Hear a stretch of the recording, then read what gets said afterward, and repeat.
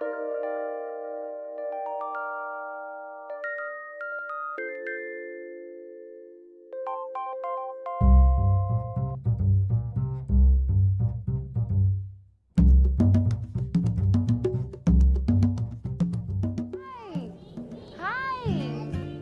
came to the farm. Yes, you're here. I see. Hi, Spider-Man. You came to the farm? My name is Nyema Clark. I'm Executive Director at Nurturing Roots Farm on Beacon Hill in South Seattle, and I like to call myself the Farm Queen.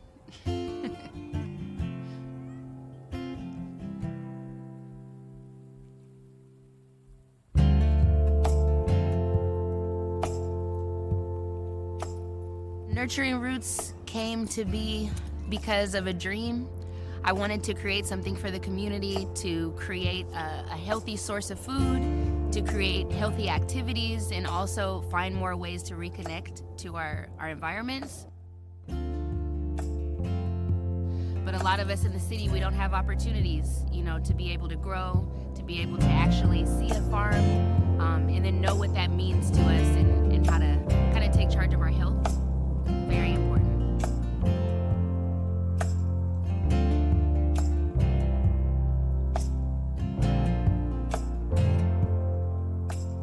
So through doing a lot of community justice organizing here at the Black Power EpiCenter, I was able to acquire this plot, but it was an old pea patch for a number of years. I think about 15 years it had been just growing and overgrowing really with a lot of invasives. And I believe Bethany Church just knew that because we were doing a lot of social justice organizing, she trusted, the vision, and food access was something that we hadn't really touched. So I think just together with the community and folks that I've been working with, they agreed that the farm stuff, you need to get out there and start growing. So Nyema Clark came into my office and she was bubbly, she was energetic. She's a woman of color. She had an idea. And as she knows, as senior pastor here, I love my young people. I mean, the young people on campus and our children, our intergenerational belief that we can make a difference together. To be able to allow Nyema Clark and others to be able to connect with people from the community, share with them and connect with chefs, with using organic produce to feed people is wonderful. I'm Nyala, the owner of Sugar Queen Bakery, where I utilize local ingredients from Nyema's farm. I love using her pineapple sage and the 24-karat cupcake.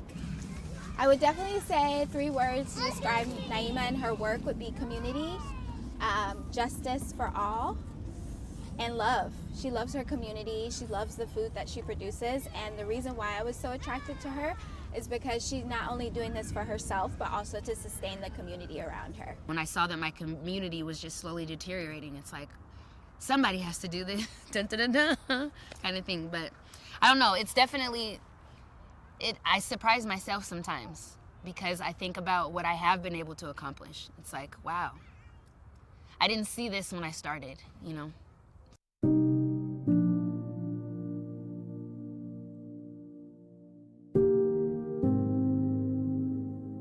So when I was 17, I was incarcerated. I had to plead guilty because I had a public defender. Unfortunately, I couldn't afford a lawyer. I had already pled guilty, and I was just kind of waiting for my sentencing. And through that time, I turned 18. And so once I turned 18, they refiled, and it was an adult offense, which turned into a robbery too. So second-degree robbery is a felony. Of course, I'm terrified, like, what does that mean? And you could 10 years and $10,000 fine. It's like insane for me. There's so many ways that I could have maintained my freedom and still learned my lesson. But unfortunately, with that stigma, I was a violent offender. And so fresh 18, brand new adult, and I had this cloud over me.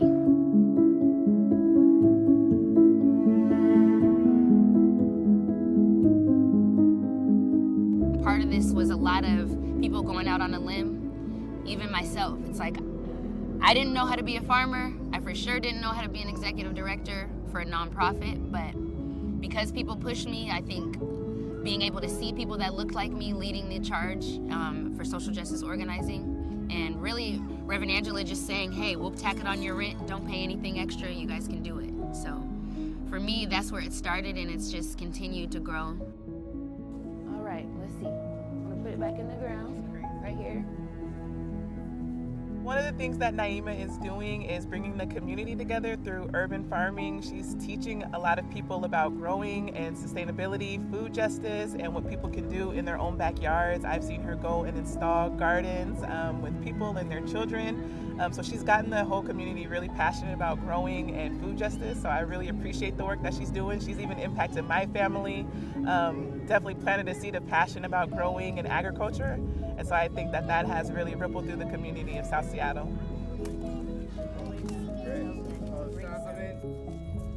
Nyema's work means a lot to me because Nyema, just being a strong Black woman in the farm system, is showing she's putting forth history, culture, injustice, and how by reaching down into the dirt, how we can use that as a tool to empower our own self and our own community. I think it's been quite exciting these last 5 years to see what difference it makes when the church partners with young people and people like Nurturing Roots that can be an example for others in making a difference. A young girl came up and asked me for my autograph. And for me, of course, I was in theater forever, so I used to practice my autograph all the time. And at that moment, it was like, am I a celebrity? Like, is this really working? And to impact a young person like that. There's been a lot of moments. But that was one of those moments I even told her, like, I'm sorry, I'm gonna cry right now. But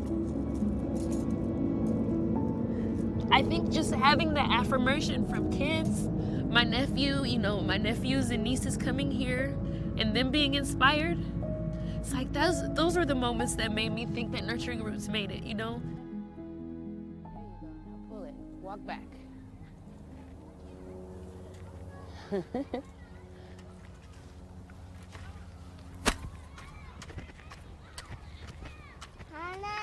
Yep.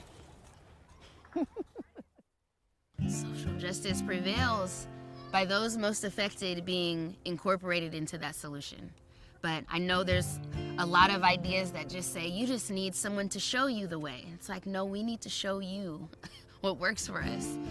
So I think it prevails by, organizations like Nurturing Roots being lifted up and being able to stand on the same stage as Seattle Tilth or Parks and Recreation and band arms, but them actually lifting, me higher. So being able to reach into communities and value the lived experience, being able to see how we are impacted. I think a lot of it's the education piece. But social justice starts with you knowing. You have to understand what's at play, and then you have to understand how you can transition out of it. But definitely building, social justice is building, a brighter, I hate to say brighter future, but building something better than what you've had the opportunity to see. Like a lot of us don't know what it looks like to be a Black farmer, so I had to make it work, So a lot of times you have to know that you may not see it, but it needs to be done, and you know how to do it, so just do it. Trust that instinct.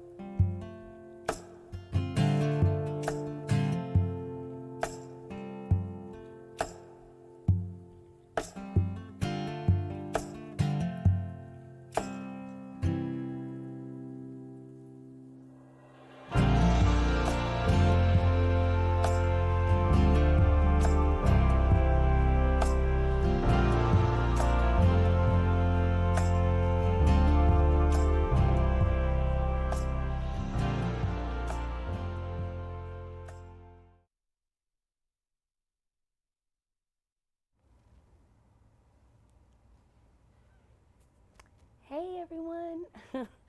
Thanks to everyone who checked out the mini doc. I hope you guys enjoyed it. Looking forward to answering some questions, but I guess as you all know, I'm Nyema, and it's been a long journey starting Nurturing Roots and being able to, support my community, but definitely this year has been incredible. Many folks have just got to know me this year, so hi to everyone who's just getting to hear about Nurturing Roots and following along, but I just really appreciate it. I'm trying to get into these messages too. Oh, thank you so much. Can you tell us more about some of the initiatives described at the very end of the documentary? Yes, so one in particular at Stafford Creek that I'm helping out with is the Circle of Life Garden. But Circle of Life, we also met today out in Auburn. So we're at a Living Well spot out in Kent, in Auburn. Living Well Kent is the program. But out there, we're helping folks that are re-entering society and helping them use really a lot of their talents and a lot of their creativity that they've been able to develop in our farm space, and then potentially sell produce, maybe go into value-added products. So we're helping out there, but also working on policy reform. There's a lot of things that are promised to a lot of institutions as far as, standards when it comes to the food that folks eat. So in schools, prisons, wherever there's federal guidelines or where there's state guidelines, they have to abide by. And in prisons, of course, they just disregard it.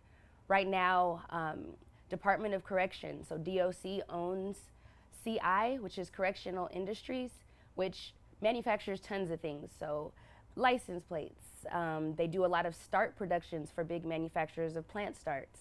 They do chairs, all kind of things. So CI right now also manufactures processed foods. So right now there are brothers and sisters that are inside growing food only to give that food to the institution and them get a huge donation write-off by donating it to food banks. But it's considered contraband for any of the individuals inside to eat the food. And they say that they don't have proper, washing standards to have the produce and take it into the kitchen. So they don't even bother. So for us, it's like, okay, how do we change the standards and make sure you guys are using the organic produce that's right there, and then benefiting not only yourself, but maybe your community? What if these guys were able to get the produce to the community that they've been snatched away from? Perhaps that could help feed their family. So different ideas like that are coming to the table, but working on that. I'm wondering what else was at the end of the documentary. But yeah, that's what's going on at Stafford. We're also helping out with Bound Artist. So boundartist.com is providing an opportunity for the economic, increase that a lot of our brothers and sisters can't have. So when it comes down to their talents in arts, if you are a ceramic maker, if you paint, if you use graphite and color pencil, there's an opportunity for you to send us your art, put it online, and then we give back 90% of whatever we earn from that art. So fortunately, I love being able to even combine forces, but Michael B. Main has helped us get all those images professionally printed and, documented in digital so that we can put them online and then get prints of the images. So boundartist.com, if you guys check that out, we're working out getting more artists online, but that is definitely to support them as well. And I think I have to press enter. Oh no. I can't see the questions. The laptop went off. Jim asked, Yes. what kind of education are you involved in providing in the community and beyond? And are you offering education for people of all ages? Definitely. We have all sorts of workshops, so definitely intergenerational work I believe is very important. A lot of what my influences come from are my ancestors, by my neighbors, my elders in the community, young people who show me a new way to pick up bugs like this, or, did you know that the chickens do this when they're tired? Like all kind of just different things. So for me, we do a lot of preservation, so jam making on site. We're part of the Black Power EpiCenter collective. Got to do that. But at the Black Power EpiCenter, we pretty much have anti-racist organizing, so we do anti-racist workshops. We have self-defense with the Black Elephant Party, so archery lessons.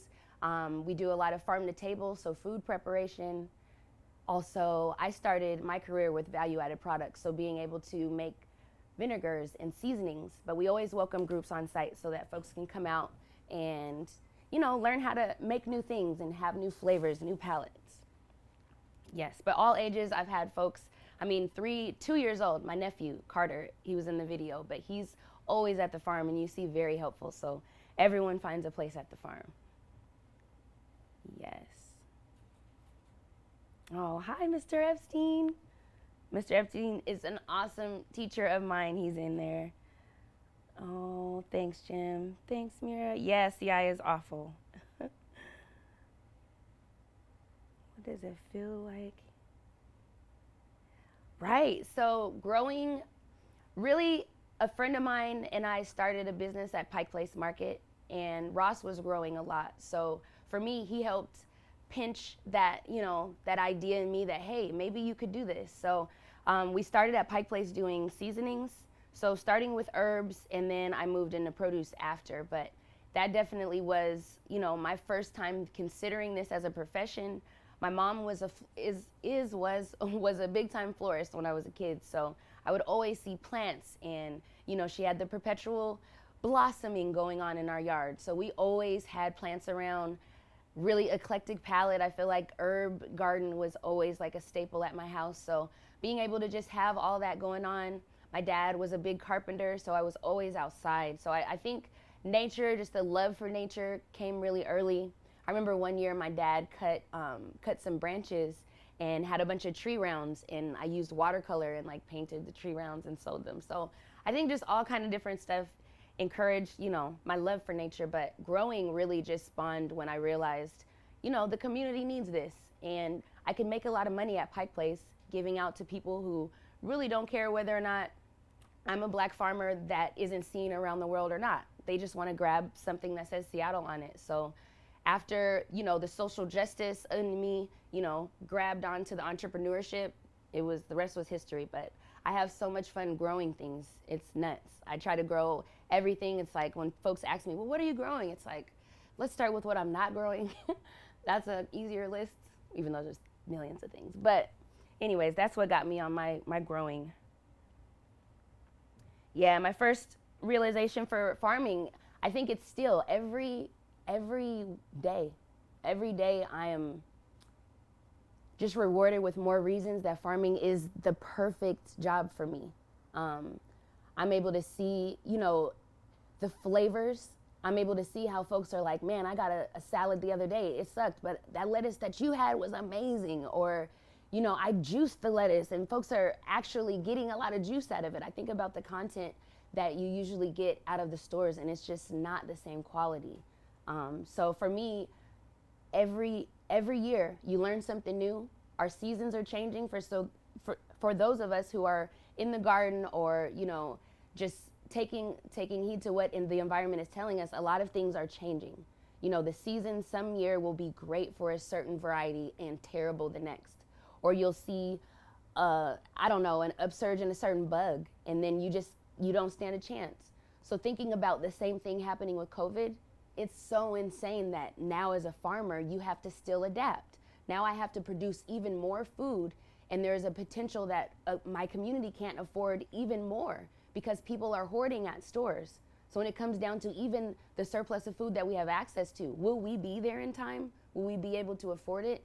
So just thinking about just adapting towards seasons, like we are literally like masterminds. Farmers, all the farmers, gardeners out there, we have to do so many things at the turn of a dime. Like, I just think this is the profession for me that I haven't really, like, you can have a book and you can have like your checklist, but you have to be ready. You know, you have to be ready for anything. So I think it keeps me on my toes. It's so rewarding because even when like my plants bolt, it gives me an opportunity to, okay, I can get some new ones going and, you know, test myself, test my own endurance. So farming really is just amazing, and I just love it every day. But I feel like my passion just started when I knew I needed to grow food, and I saw that it was easy to grow things. Whew, what am I learning? I am learning that young people are so, it's like an open slate. Young people that come on the farm, They want to engage with the chickens. It's not poop, it doesn't matter. The egg has something on it. It's not gross, ugh, you know? So being able to develop that with Carter at such a young age is like, he wants to help you, like almost upset if he cannot help you. Carter wants to grab that shovel. So now we got, of course, shovels that are his size and gloves that are his size. So he no longer has to put on my gloves because he knows he needs gloves, but you know, he can't even hold anything because the gloves are so big. So I am learning that we have an inherent idea that we want to help, we want to provide, we want to care for things. He wants to hold my chicken even though my chicken doesn't want to be held. So those type of moments where it's like, the young person in me, I think, is flourishing. I think that's why I'm able to be successful in this work, because young people don't have these stigmas that the world will put on you and constantly put on you. So I'm learning through young people that engaging in nature is beautiful, but we forget. It's something that is inside of us, but we forget. So it's that. Like, I don't get upset when I hear people, ugh, I don't want to touch that. It's like, you just forgot, you really like it. Here you go, try some. Okay, you like it? Okay. So then it's like, oh, they love this flavor, and now they realize, wow, I can't get that at the store. Nyema, I'll just come up there. Well, how long do I need to be there? It's like, there's no, you know, no necessary like pull, just come to the farm and be. This is easy. You throw a seed down, it's all of ours, take some. You know, when folks volunteer, it's like, please, just sharing. So really the young people just give me that carefree, you know, realizing that the environment is ours and everything is love and it doesn't have to be harmful. Our lives don't have to be full of peril, you know. So I think that is it. I'm so emotional, y'all. I'm a very, I guess, empathetic person. So I just, I feel it on my everything, but these are happy tears. I'm just happy that young people have been able to get me in a place where I could be happy doing this work. Because even this work is so hard, you know, talking about systemic oppression, talking to folks about how unhealthy we are, talking to folks about how uncomfortable I am being a Black woman farmer in a room full of, or see a country full of white, you know, white farmers who are just capitalizing on this work, capitalizing on our earth, you know. So for me, it's a moment where I can reflect and look at them and say, you know, that's why it's worth it. That's why you do this every day, you know. So they give me a number of things, but I would say that is the best. They give me my humanity back. I don't have any biological children. So like I said, my nieces and nephews are the world to me when I can have them at the farm. When I can reach out to, you know, my friends and colleagues' kids and, you know, them come out and we share that moment just as adults again, where we can connect in a different realm. That's what means the most. Ugh. Get on some questions. Do you have a CSA? Is there any way, resources to support? So CSA, I hear that often, and I wish we produced enough for a CSA. And I think a lot of what, you know, farmers in general are known for is commercial. They are retailers, they are people that provide to the masses. And for us at Nurturing Roots, it's a little bit different. We really are inspired to create a space where you can see a plant from start to finish. You remember it as a seed, and now you've seen it create seeds. It's almost like you can see the grandparent. Like, we want to be able to see that, right? So being able to have that process of life flourishing at Nurturing Roots, and us not harvesting our kale until there's 2 leaves and there's nothing left, and then we see bare kale when we walk in. No, I love to be able to show folks like a bustling garden full of life, the ladybugs everywhere, there's so many bees, there's smells. Like, I want there to be so many things that remind you of the way it should be at any time of the year. So a lot of what we do is not CSAs. We do provide produce to local retailers. So Cafe Avol right now, they support us in purchase produce. Rainier Beach Action Coalition has a farm stand where we offer produce to them. So smaller market streams, and then also on volunteer days, folks can come in and they get a chance to have produce and, you know, harvest things after they're working. So for us, it's more of an an environment that is not a commercial farm. We definitely are expanding out in Auburn. We're hoping that we can acquire this property. Right now, I think that's the biggest things for Nurturing Roots is acquiring lots of land, large land, so that we can, produce on a larger scale. But right now we're a 1/4 acre, which makes a lot. I mean, year round, we can have food if we're not, having to supply a big market stream right now or a big stream. So right now there's no CSA. We did do veggie boxes for COVID. So being able to supply starts and produce and some instructions for folks. We did some delivering. So thank you everyone, if you guys are on here, for getting your veggie box, and I hope your journey's going amazing. I know we've been working on getting the content out. So I apologize if there are some moments where you felt like you were alone, but that's what it's all about. You get out there and do it. But we did a lot of focus on veggie boxes for folks to take home and get growing this year. So that was our form of CSA, but we are gonna be working, which fortunately we just got a grant through Seattle Foundation, thank y'all. But we're gonna be able to support a local box. So being able to still get fresh items to folks that are produced locally and from crafts makers that are local. Thank you, love, love, love. Oh, love, thanks y'all. My hopes for the future, definitely, hey Kayla. But the hopes for the future are definitely being able to own our land. We do farm to table dinners now, so being able to enhance our landscape. We're working with Key Tech Labs right now to hopefully provide our solar and get a whole grid out there and be able to capture water.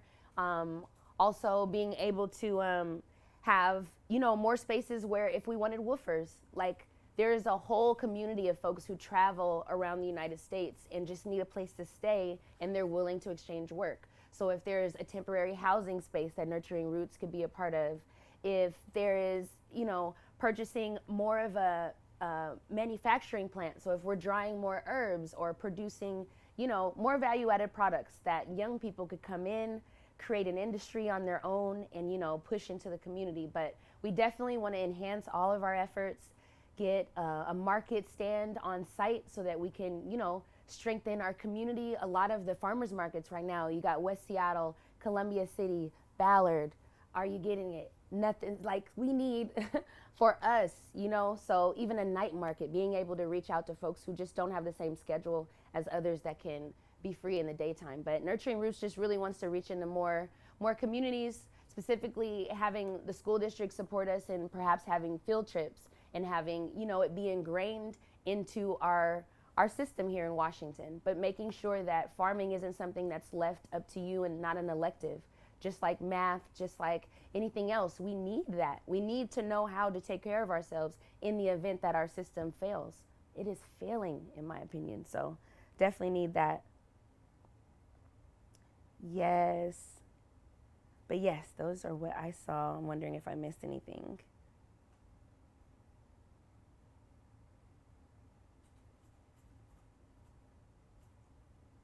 Right? Yes, we need a night market. Jerry, yes. And see, I wanted to mention Jerry, Bo, and Hannah. Jerry, I love you so much.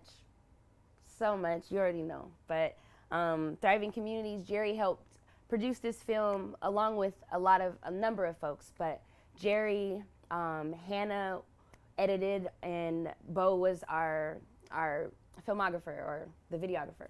So if anything, to me, the three of them really just hopped in and just supported me. Jerry said we were gonna make this film, and it's like, are you sure about me? And he's like, yeah, we're doing it. So met Jerry, took me under his wing, introduced me to a lot of his community. He's over on Whidbey Island, and it was just awesome to be just embraced. A lot of times people don't give the opportunity for strangers just to connect. You're taught, don't talk to strangers because you have to guard yourself. And that's something that's, it's unfortunate, and it is a safety thing, but to me, being able to just go out on a limb and, trust that someone could even provide that opportunity for your story to be delivered in this way.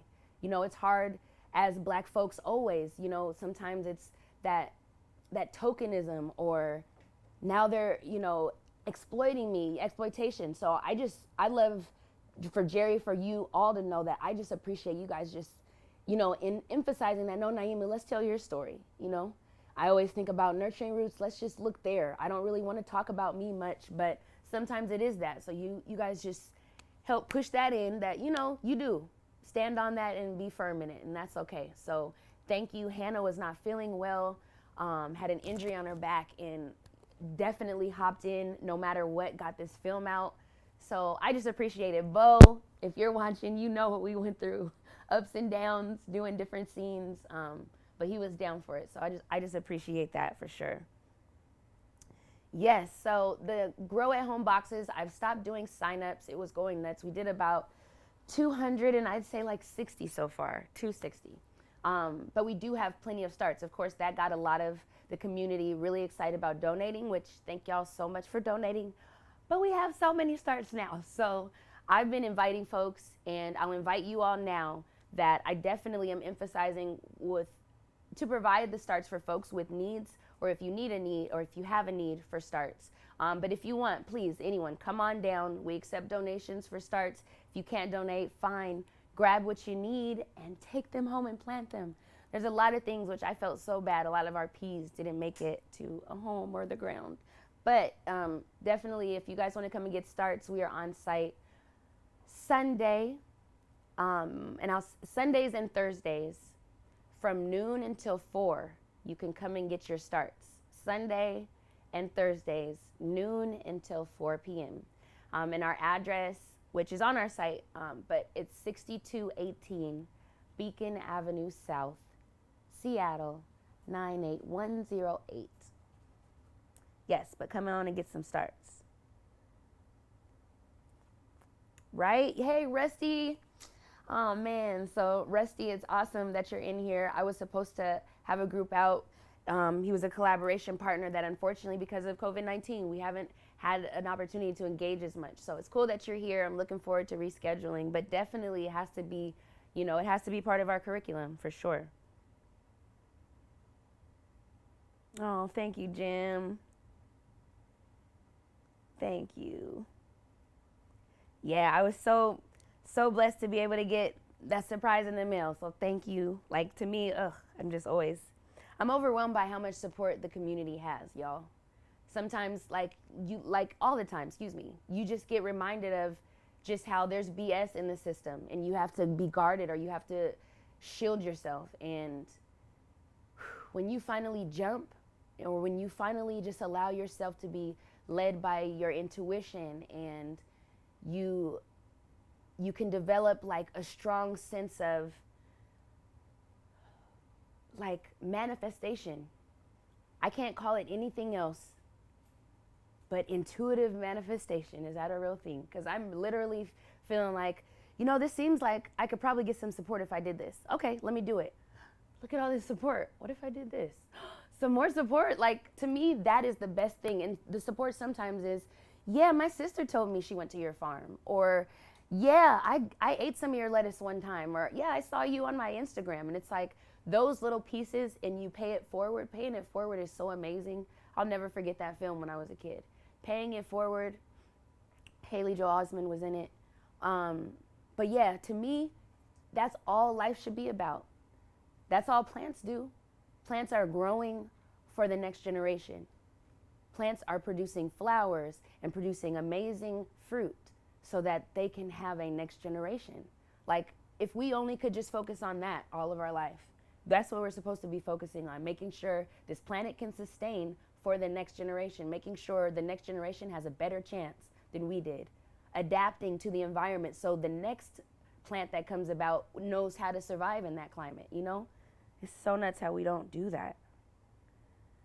But we can, and I feel like that's something we know. Like, something I wanted to ask folks yesterday. It was awesome to be able to share at the Juneteenth at NAM with Africatown. Shout out to Africatown, holding on to spaces in our community when often we're getting pushed out.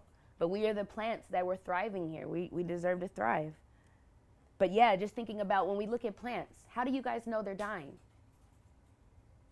Did you go to school to learn that? Like, those are things that are inherent. There is some reason why you can look at the hue of a plant and tell when it's in peril. There's a reason why. That's why it's like we just got to tap into all this reasoning that we're built with. Our stock human, mechanism knows that something's going on here. We just have to listen to him, listen to them. Yes, I think I got everything. Thank y'all so much for tapping in with us. I know this live will be up for a while. I don't know if I missed any, Michael. But I know this live will be up for a while, so feel free to share it with anyone you want. If you ever want to come to Nurturing Roots, our volunteer days are Sunday and Thursday, 11 until 3 p.m. And our address is down below, but definitely can find our address all over. But we would love to have anyone, all ages, like I said, come out to the farm and share. We will be there this Sunday, Father's Day, so if you want to come out, even with Dad, that would be awesome. Yes. Oh, do I? One more. The wealth of wisdom, your capacity.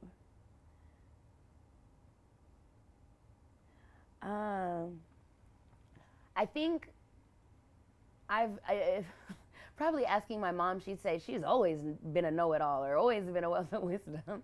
But I think a lot of what I've been able to tap into are just those inner thoughts.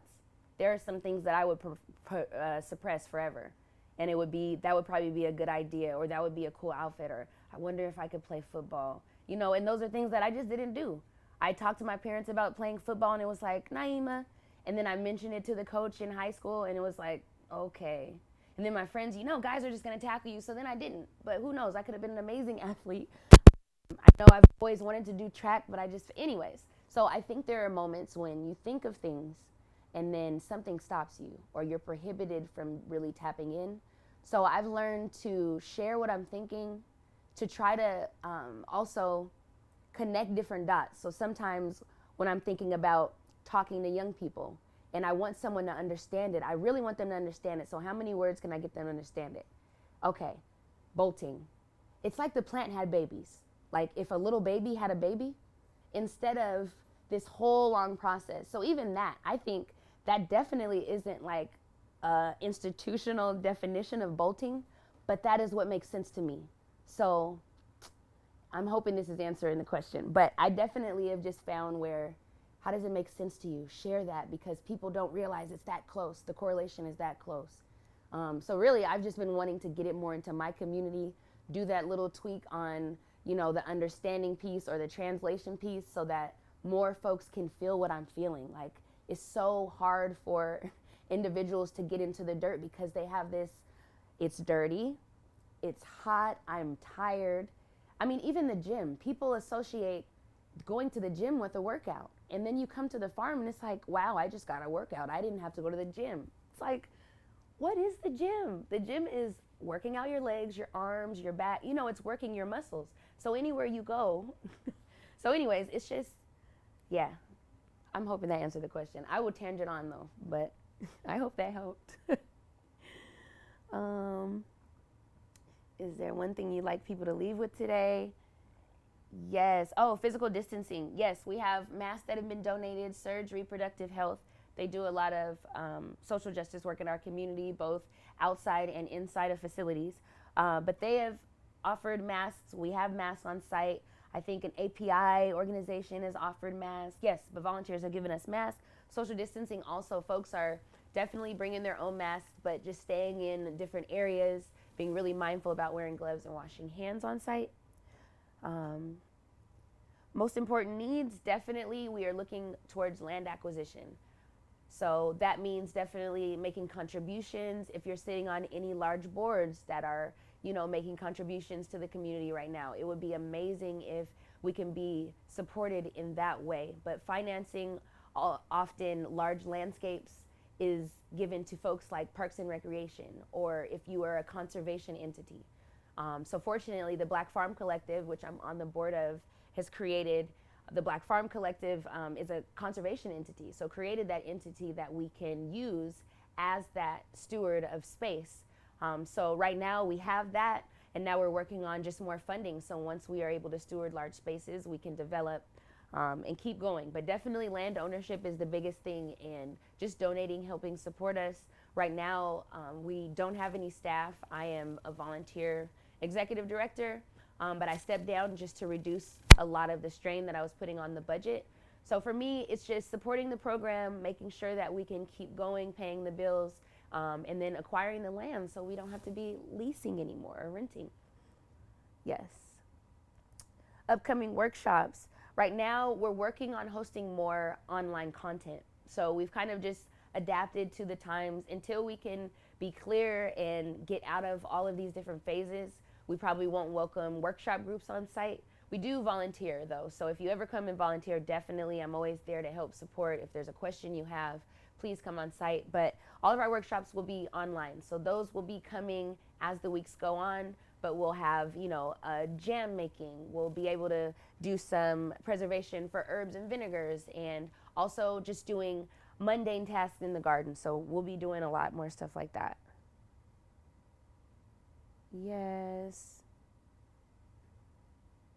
Yes, we definitely had to get some PPE, because even that, I think about the big organizations, they've had a great access to all of this stuff, and it's difficult for the small guys. I think even in terms of being a farm or a farmer, USDA grants didn't necessarily cater to small producers, so a lot of that big funding went to folks that, one, grossed $100,000 or more off their produce sales a year. We don't sell like that. And then two, if you had 5 or more employees. So for us, that was difficult. But also we've been wrapped up by different support groups that have identified. So Social Justice Fund, For Culture, working on that one, Seattle Foundation, but anyone else who's mutual aid, Neighborhood Fund, like anyone who's known about us and supported us in any way, I just really appreciate that, because it's difficult sometimes when you're the underdog, but even more difficult when you're a part of a community who always is either stolen from, lied to, or just given the end of the stick. So, yeah. All right. But yes, thank y'all again. I hope you guys enjoyed the film. I hope you guys, can pay this forward. Again, that was one of the questions. One thing I would love for you all to take from this is paying it forward. Is there some talent you have? Is there some way you can be less, less of a consumer, especially when it comes to exhausting our environment? So can you buy less clothes, because a lot of them end up in a landfill? Can you buy less plastics? All these different things, but can you pay something that is inside of you forward and make sure that whatever it is, it can be left here for generations? That's it. Follow us at Nurturing Roots Farm on Instagram, and soon we'll be launching our website. But yes, thanks y'all for checking it out. Thanks, Michael. We out here.